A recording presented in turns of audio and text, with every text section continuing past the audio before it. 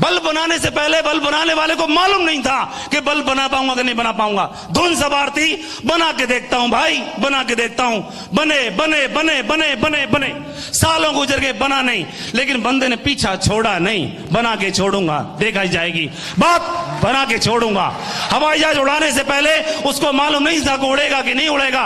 और कई बहुत सलाहकार लोगों ने, विद्वान लोगों ने सलाह दी, उड़ता नहीं है, उड़ती नहीं है मशीन, उड़ता नहीं है लोहा। लेकिन वो पागल थे और उड़ा डाली उन्होंने, पागल बन के उन्होंने उड़ा डाली। ओम प्रकाश जी, नरसिंह ग्रेवाल जी, राजीव चतुर्वेदी जी, संजय जैन जी और भी ढेर सारे डायमंड, वो भी पागल बन गए। उनको लगा दिमाग में लगा कि शायद हम भी बन जाएं डायमंड। उनको मालूम ही नहीं था कि वो डायमंड नहीं बन सकते। ओम प्रकाश जी को मालूम ही नहीं था कि वो डायमंड इस बिजनेस में नहीं बन सकते। लेकिन ये बात उनको कहां पता थी। उसी तरह, ठीक उस तरह से जिस तरह भंवरे को पता ही नहीं होता कि साइंटिफिक तरीके से देखा जाए, शारीरिक स्ट्रक्चर के आधार पर देखा जाए तो उड़ ही नहीं सकता। लेकिन उस पगले को यह बात पता ही नहीं है और अनजाने में उड़ता रहता है, उड़ता रहता है, उड़ता रहता है। और ओम प्रकाश जी को, ग्रेवाल जी को, चतुर्वेदी जी को, बाकी लोगों को मालूम ही नहीं था कि वो डायमंड बन नहीं सकते। और अनजाने में वो लगे रहे और डायमंड बन गए। उदाहरण पेश कर दिया पूरी दुनिया के सामने, पूरे हिंदुस्तान के सामने, हम बन के दिखा दिया, आप भी बन सकते हो। रास्ता खुल गया सभी लोगों के लिए, रास्ता खुल गया सभी के लोगों के लिए, खुल गया सभी के लिए, सबके लिए रास्ता खोल दिया। डायमंड बन के दिखाया जा सकता है। और दोस्तों, हमने उनको देखा इस बिजनेस में डायमंड बनते हुए। एक ही दिमाग में भूत सवार था, डायमंड बनना है, चाहे कुछ भी क्यों ना हो जाए।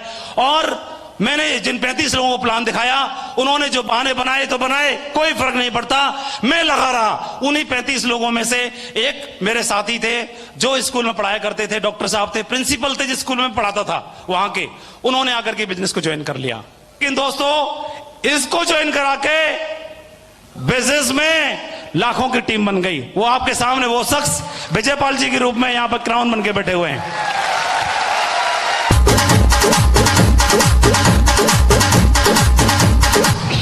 दूसरी चीज, उधर मैंने ज्वाइन कराया, उधर भी बल्ले बल्ले हो गई, लाइन लगना शुरू हो गई, डायमंडों की बौछार आना शुरू हो गई। 5 साल में मैं डायमंड बन गया। डायमंड बना, घर में खूब खुशियां, कर्जे की बात छोड़ो, अलग कर्जे को जड़ से उखाड़ के फेंक दिया, सबका हाथ खत्म खल्लास, घर में पैसे ऐसे करके घर में कार, मोटरसाइकिल, ये वो, पक्का मकान, ये मकान, वो मकान। पहले पिताजी थे तो सारा खर्चा हमारी पढ़ाई पे किया करते थे, तो हम लोग कच्चे मकान में रहते थे। तो एक दो रिश्तेदार वगैरह जो समझदार टाइप के रिश्तेदार होते हैं, तो पीछे बोलते होंगे तो मुझे मालूम नहीं, एक बार मेरे सामने ही बोल दिया कि तुम्हारे बाप ने क्या कर लिया है, नौकरी है, एक पक्का कमरा नहीं बनवा सके। तो वो हमारे पिताजी प्रमोशन लेते नहीं थे, ट्रांसफर पे जाते नहीं थे, क्योंकि बच्चों के संस्कार कौन देगा, बच्चों से दूर हो जाऊंगा इन 5 से तो गड़बड़ हो जाएगी। तो हमारे चक्कर में उन्होंने सेक्रीफाइस किया, प्रमोशन नहीं लिए, और वो सारा खर्चा हम लोगों पे करते रहे, हमारी पढ़ाई पे। तो उन्होंने बोला कि मेरी दौलत, मेरा सब कुछ, ये बच्चे ही हैं। और तो मेरे दिमाग में था कुछ भी हो जाए भाई, मकान पक्का जरूर बनाना है एक बार। तो मैंने काम करना शुरू किया, और आगरा में जितनी भी पोर्स कॉलोनी है, सबसे महंगी आगरा में, पूरा पश्चिम उत्तर दक्षिण हर दिशाओं के अंदर जितनी भी पोर्स कॉलोनी है, उस पोर्स कॉलोनी में माधव के नाम का एक फ्लैट, एक प्लॉट, एक लग्जरी प्रॉपर्टी जरूर है। 10 करोड़ रुपए की प्रॉपर्टी पिछले 11 साल में सिक्योर लाइफ की कमाई से आज उसी घर में है।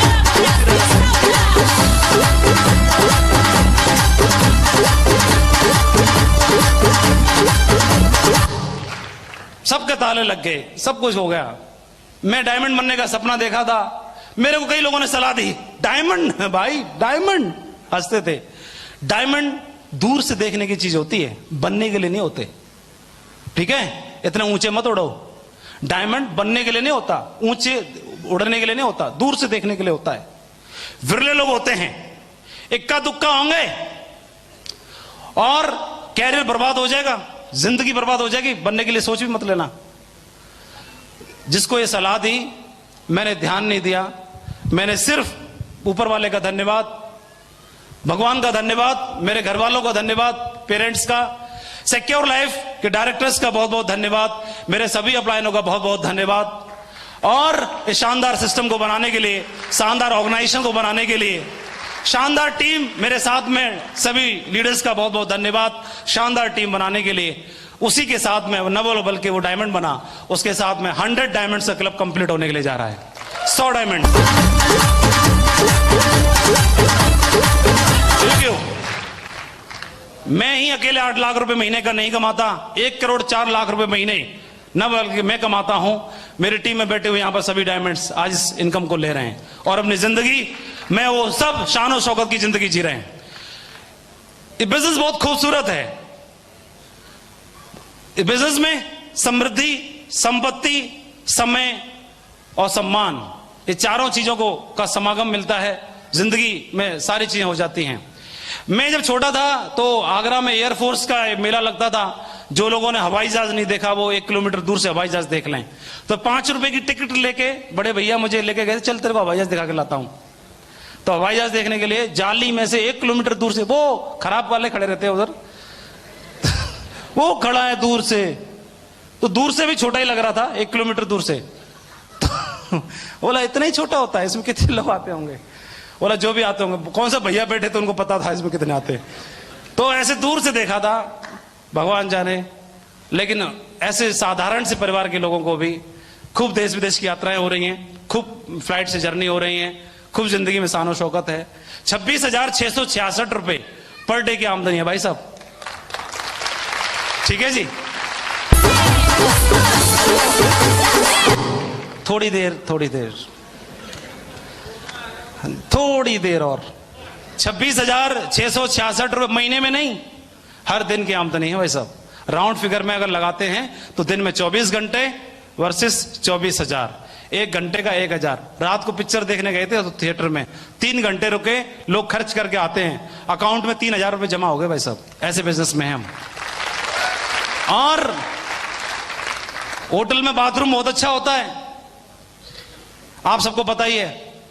1 घंटे नहाने में लगता है वक्त, और गर्म पानी से नहाते हैं, शावर लेते हैं, और जब बाहर निकलते हैं तो 1,000 रुपए जमा हो चुके होते खाते में। पर डे 1,000, पर घंटे 1,000 रुपए कमाने की वाली अपॉर्चुनिटी में काम कर रहे हैं। न बल्कि पैसा है और सम्मान है, लोगों का प्यार बहुत ज्यादा है। बहुत शानदार टीम है पूरे हिंदुस्तान में। एक उदाहरण से बताना चाहूंगा। एक व्यक्ति था, एक फैक्ट्री में काम किया करता था, इंजीनियर था, मैकेनिक था, और अचानक उसे पता चला कि उस फैक्ट्री का जो फ्रीजर प्लांट है उसमें कोई मिस्टेक हो गई, प्रॉब्लम हो गई है, तो सही करना है। इतना कमिटेड था वो बंदा, तो फ्रीजर प्लांट के अंदर एंटर कर गया और उसको ठीक करने में लग गया। और जब तक ठीक हो नहीं गया तब तक वहां से निकला नहीं। इस कार्य में उसको करीब 5 घंटे का वक्त लग गया, और तो उसे पता ही नहीं चला कब शाम हो गई और कब फैक्ट्री बंद हो गई। फैक्ट्री बंद हो गई, उसने देखा घड़ी में रात के 10 बज गए और फैक्ट्री तो 6 बजे बंद हो गई, ताला लग गया। पूरे 500 लोगों का स्टाफ फैक्ट्री बंद करके चला गया। वो फ्रीजर प्लांट का दरवाजा बाहर से बंद था, लॉक हो गया, सारी लाइटें बंद थी, और उसे लगने लगा आज तो मेरी मौत निश्चित है, और मुझे तो पता ही नहीं चला। बेसमेंट में था, मोबाइल काम नहीं कर रहा, वो समझ नहीं आया मैं क्या करूं। बहुत दरवाजा ठोका, बहुत पीटा, उसे समझ में आ गया था 6 बजे सब लोग जा चुके होंगे। परेशान बहुत था, क्या करूं भगवान, आज मेरी मौत निश्चित है। और सबसे दुख तो इस बात का है कि मेरे अंतिम समय में मैं अपने परिवार के साथ भी नहीं रह पाऊंगा। परिवार को मिस करने लगा, और थोड़ी देर में उसने सरेंडर कर दिया। आधे घंटे प्रयास करने के बाद सरेंडर कर दिया और अपने मिस्टेक्स के लिए ऊपर वाले से क्षमा मांगने लगा, और ऊपर वाले को जो जिंदगी दी उसके लिए धन्यवाद देने लगा। उसे मालूम था कि आज रात में बचने वाला नहीं हूं, क्योंकि फ्रीजर प्लांट में अगर बंदा रहेगा तो रात भर मर ही जाएगा। तो बहुत परेशान होने लगा। तभी थोड़ी देर के बाद उसके कानों में किसी के चलने की, कदमों की आवाज सुनाई देने लगी। तो उसे लगा कि कोई आ रहा है, और फिर उसे महसूस हुआ कि कोई दरवाजे पर ताला खोलने का प्रयास कर रहा है। अंधेरा था, लाइटें ऑफ थी। तो थोड़ी देर में दरवाजा खुला, उसने जोर जोर से चिल्लाया, कोई कौन है वहां पर, कौन है? और दरवाजा खुला तो सामने वाले व्यक्ति के हाथ में एक टॉर्च था, वो टॉर्च से कुछ ढूंढने का प्रयास कर रहा था। तो उसने तुरंत चिल्लाया, कौन है, मैं यहाँ पर अंदर हूं। तो सामने से आवाज आई, हाँ मुझे मालूम है, मैं आप ही को ढूंढने के लिए आया था।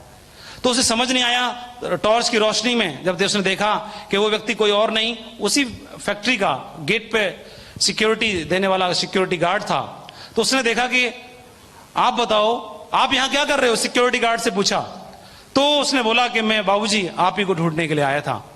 तो उसने बोला कि मुझे ढूंढने कैसे आए थे? इस फैक्ट्री में तो 500 लोगों का स्टाफ है, 500 लोग बहुत होते हैं, और सब लोग 6 बजे चले गए, फिर तुम्हें कैसे पता कि मैं यहां अंदर हूं?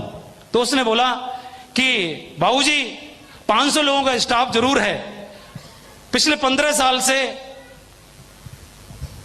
मेरे कानों को एक आदत पड़ गई है, सुबह कोई आते वक्त मेरे को हेलो बोलता था और जाते वक्त गुड बाय बोलता था। 15 साल से मैं सुन रहा था, आज मेरे कानों ने हेलो तो सुना लेकिन शाम को जाते वक्त गुड बाय नहीं सुना, और मुझे लगा कि गुड बाय बोलने वाला व्यक्ति अंदर ही है, और मैं गुड बाय सुनने के लिए अंदर चला आया। तो वो व्यक्ति उसके लिए मसीहा का रोल अदा कर दिया उसने। अपने से छोटे वाले व्यक्ति के साथ भी उसने क्या किया, अच्छे से पेश आया, अच्छे से रिलेशन क्रिएट किए, उसको पूरा सम्मान दिया, और वो व्यक्ति उसके लिए जिंदगी में भगवान बन गया, जिंदगी बचाने वाला बन गया। दोस्तों, वैसे तो देखा जाए, आध्यात्मिक दृष्टि से देखा जाए तो कोई भी व्यक्ति इस दुनिया में ना तो छोटा है किसी से भी और ना ही बड़ा है किसी से भी, सभी बराबर ही है।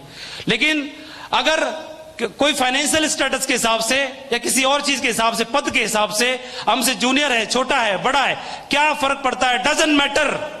भगवान ने मौका एक ऐसा दे दिया है, हर एक के साथ कंधे से कंधे मिला करके हम जिंदगी में बहुत बड़ा कारवां खड़ा कर सकते हैं। और भगवान का बहुत बहुत शुक्रिया, ऐसा बिजनेस दे दिया है जहां पर सैलाब ला सकते हैं। इसी शख्स के साथ में लाखों की टीम बन चुकी है दोस्तों, और मुझे भरोसा है ये क्लब अभी 100 का ही बना है। मैं देख पा रहा हूं कि 1000 डायमंड का क्लब भी बनेगा और 10,000 डायमंड का क्लब भी बनेगा, और उसमें गिनती आप बैठे हुए लोगों की जरूर होगी। मुझे विश्वास है आप सभी लोगों के ऊपर। कितने लोग मानते हैं कि हमारा 1000 डायमंड का क्लब बनेगा, 10,000 का बनेगा, तो आपका नाम उसमें शामिल होगा? सभी का एक बार खड़े होकर दिखाओ मेरे दोस्तों।